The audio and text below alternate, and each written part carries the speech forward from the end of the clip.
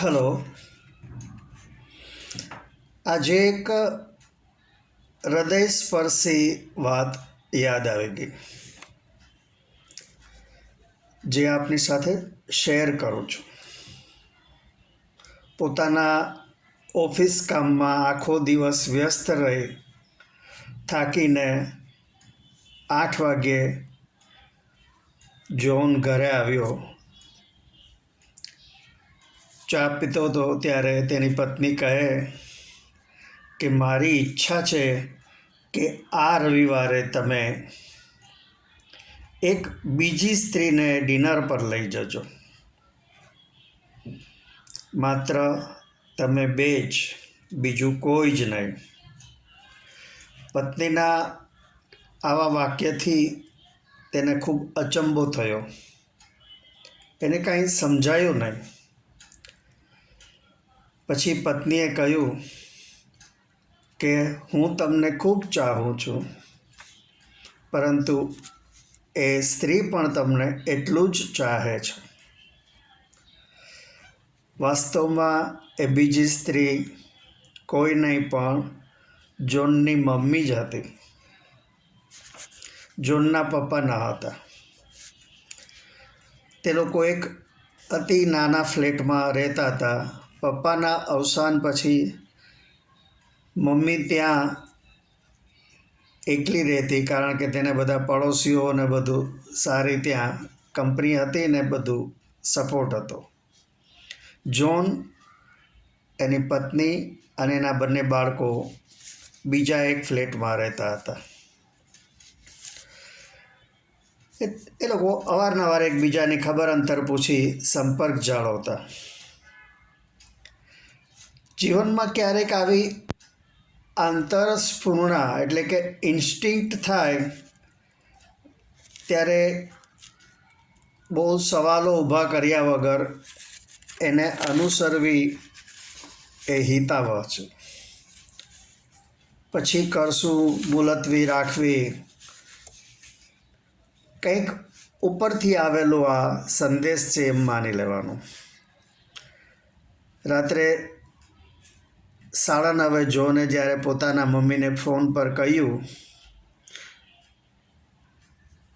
પહેલાં તો 9:30 જ્હોનનો ફોન આવતા મમ્મીને જરા ધ્રાસકો તો પડ્યો કે કંઈ તકલીફ તો નહીં હોય ને.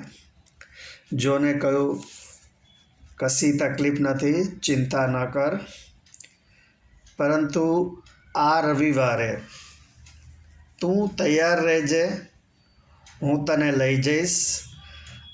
આપણે બંને, માત્ર આપણે બંને જ બહાર જમશું અને કોઈ મૂવી જોશું. તેની મમ્મીને અચાનક આવા આમંત્રણથી ખૂબ નવાઈ લાગી. તેણે માત્ર હા જ કહી. ફોન મૂક્યા બાદ મમ્મીએ તરત જ પડોશીને અને એની ફ્રેન્ડ્સને કહ્યું કે આ રવિવારે હું અને મારો પુત્ર જ્હોન ડિનર કરવા જવાના છીએ. It is like dating A woman. ઉત્સાહમાં રવિવારે મમ્મી પોતાની મેરેજ એનિવર્સરીમાં જે સાડી પહેરેલી એ પહેરીને તૈયાર થઈ ગઈ. જ્હોન આવ્યો, મમ્મીને પિકઅપ કરી, પરંતુ બંનેને કંઈક અજીબ ફિલિંગ્સ લાગતી હતી. બહાર નીકળ્યા. મમ્મી જ્હોનની નાનપણની વાતોએ લાગી ગઈ. એક એક વાતો યાદ કરી. યાદ છે જ્હોન, તું આમ કરતો, જ્હોન તું તેમ કરતો. રેસ્ટોરન્ટમાં ગયા. જ્હોનના હાથમાં મેનુ હતું. એક જૂની મેમરી ફરી તાજી થઈ.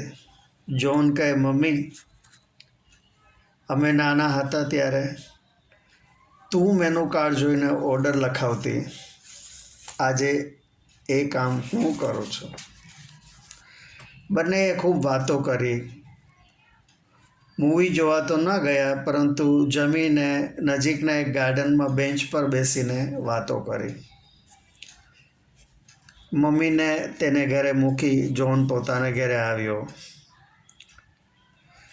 પત્નીએ પૂછ્યું, કેવું રહ્યું? જોન કહે છે કે ખૂબ જ અદ્ભુત, અમેઝિંગ મીટિંગ રહ્યા, કલ્પના બહાર.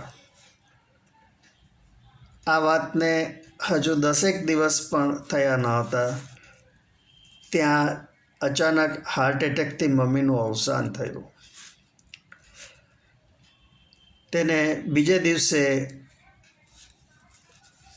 એક કુરિયર આવ્યું.